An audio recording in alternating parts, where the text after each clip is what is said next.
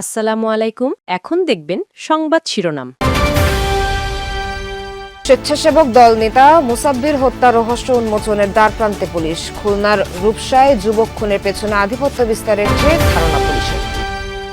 নির্বাচনী ইশতেহারে সৃজনশীল অর্থনীতির রূপরেখা দেবে বিএনপি, বড় শিল্পের বাইরে সুযোগ করে দেবে উদ্ভাবনী উদ্যোক্তাদের।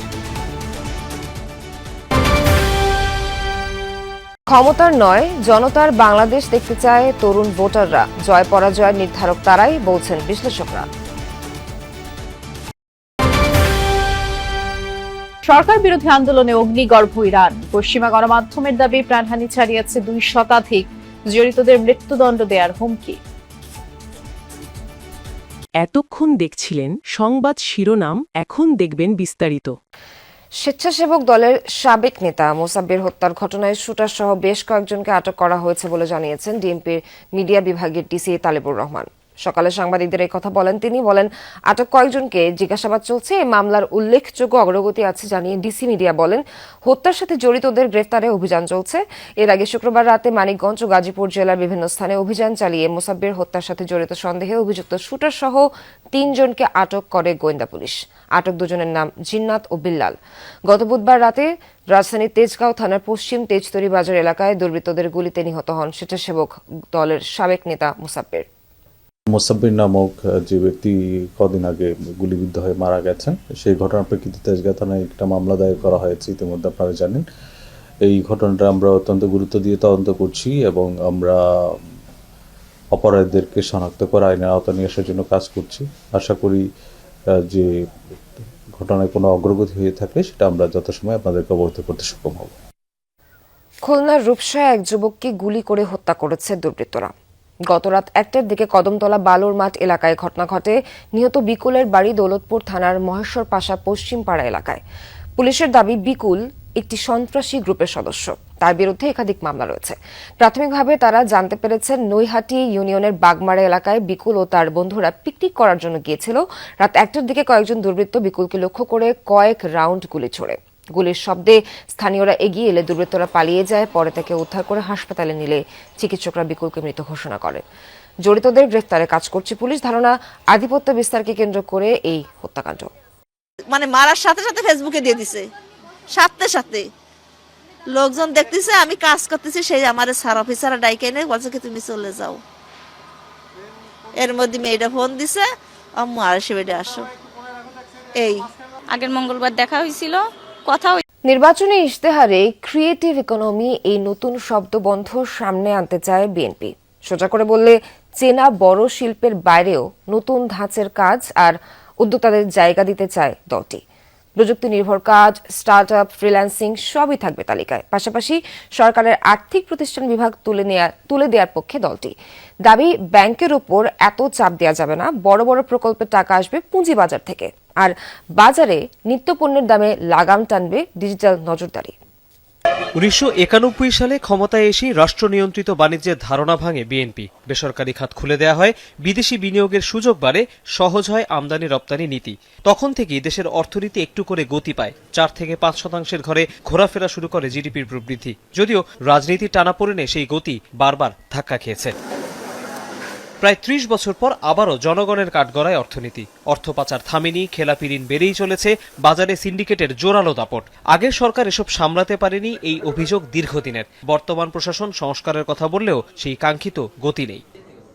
এমন বাস্তবতায় বিএনপি বলছে আবার বাজারমুখী পথে ফিরতে হবে। তবে এবার শুধু বড় শিল্প নয়, ক্ষমতায় গেলে নজর থাকবে কর্মসংস্থানে, সামনে আসবে উদ্ভাবনী স্টার্টআপ, প্রযুক্তি নির্ভর পেশাদার আর ছোট উদ্যোক্তারা। পুঁজির যোগান বেশি পাবেন এসএমই উদ্যোক্তারা।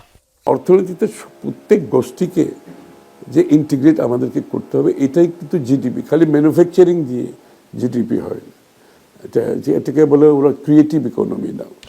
রাষ্ট্র সংস্কার এবং বাংলাদেশ বিনির্মাণে আসন্ন নির্বাচনে নির্ধারক হবে তরুণরা। শিক্ষা, স্বাস্থ্য, নারীর নিরাপত্তা কিংবা অংশগ্রহণমূলক নির্বাচনকে গুরুত্ব দিতে তরুণদের মতামত আলাদা ব্যবধান তৈরি করবে।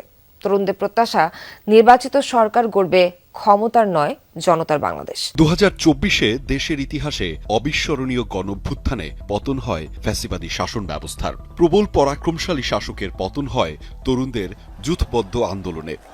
এরপর থেকেই দেশের রাজনীতিতে আরও গুরুত্বপূর্ণ হয়ে ওঠে বাংলাদেশের তরুণরা। পরিবর্তিত পরিস্থিতিতে আসন্ন ত্রয়োদশ জাতীয় সংসদ নির্বাচনেও আলোচনার মূলে বিপুল সংখ্যক তরুণ ভোটার। প্রায় ১৩ কোটি মোট ভোটারের মধ্যে ৩০ থেকে ৩৫% তরুণ। ফলে মোট ভোটারের ১/৩ তরুণ ভোটারই হতে যাচ্ছেন চলমান রাজনীতি আর নির্বাচনের বড় প্রভাবক।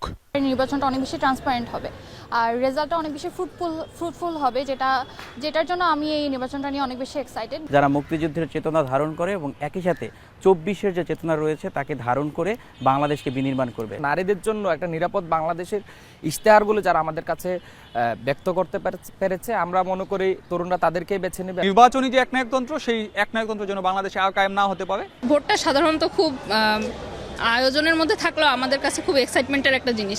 কমিশন ও সরকার বলছে আসন্ন নির্বাচন হবে প্রতিদ্বন্দ্বিতাপূর্ণ। দেশ জুড়ে ইন্টারনেট ব্ল্যাকআউট সত্ত্বেও বিক্ষোভ সহিংসতায় অগ্নিগর্ভ ইরান। শুক্রবার রাতভর গোটা দেশ উত্তাল ছিল সরকার বিরোধী স্লোগানে। আন্দোলনকারীদের মৃত্যুদণ্ড দেওয়ার হুঁশিয়ারি দিয়েছে সরকার। এদিকে ইরানে আবারও অভিযানের হুমকি দিয়েছেন মার্কিন president Donald Trump.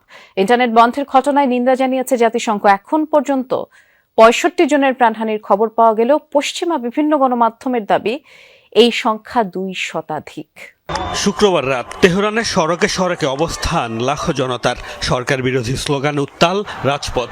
Ayatollah Ali খামেনিকে স্বৈরাচার আখ্যা দিয়ে কামনা করা হচ্ছে তার মৃত্যু, তোলা হচ্ছে রাজতন্ত্র পুনঃপ্রতিষ্ঠার দাবি। দেশজুড়ে ইন্টারনেট ব্ল্যাকআউট সত্ত্বেও আন্দোলন যেন আরও তীব্র হয়ে উঠছে। এর মধ্যে যা ছড়িয়ে পড়েছে ৩১ প্রদেশের সবকটিতেই। বিক্ষোভ সহিংসতায় রীতিমতো রণক্ষেত্র ইরান। বৃহস্পতিবার একদিনেই ৮ IRGC সদস্যের মৃত্যুর তথ্য দিয়েছে সরকার। হাসপাতাল সূত্রের বরাতে বিভিন্ন পশ্চিমা গণমাধ্যমের দাবি, নিরাপত্তা বাহিনীর গুলিতে প্রাণ গেছে ২ শতাধিক আন্দোলনকারীর। গ্রেফতার করা হয়েছে প্রায় ২৫০০ মানুষকে। দাঙ্গায় জড়িতদের মৃত্যুদণ্ডের হুমকি দেওয়া হয়েছে সরকারের তরফ থেকে। আবারও বিদেশি ইন্ধনের অভিযোগ তুলেছে ইরানি পররাষ্ট্রমন্ত্রী। সরকার সমস্যা সমাধানের জন্য বিভিন্ন শ্রেণীর মানুষের সাথে যোগাযোগের চেষ্টা করছে। যুক্তরাষ্ট্র ও ইসরায়েল উভয়ই আনুষ্ঠানিকভাবে জানিয়েছে যে এই দাঙ্গায় তাদের হস্তক্ষেপ ও ভূমিকা রয়েছে। তারা শান্তিপূর্ণ বিক্ষোভকে দাঙ্গায় পরিণত করেছে। প্রতিদিনই ইরানের অভ্যন্তরীণ অস্থিরতায় হস্তক্ষেপের হুঁশিয়ারি দিচ্ছেন মার্কিন প্রেসিডেন্ট ডোনাল্ড ট্রাম্প। শুক্রবারও ইরানে হামলার ইঙ্গিত দিয়েছেন তিনি। ইরান বিরাট সমস্যায় রয়েছে। আমার মনে হচ্ছে মানুষ এমন কিছু শহর দখল করেছে যা কয়েক সপ্তাহ আগেও কেউ ভাবেনি। আমরা পরিস্থিতি খুব সাবধানে পর্যবেক্ষণ করছি। যদি তারা অতীতের মতো মানুষ হত্যা শুরু করে তাহলে আমরা এর সাথে জড়াবো, তাদের শিক্ষা দেব। এদিকে সরকারের বিরুদ্ধে দমনপীড়ন চালানোর অভিযোগ তুলে নিন্দা জানিয়েছে জাতিসংঘ। Internet blackout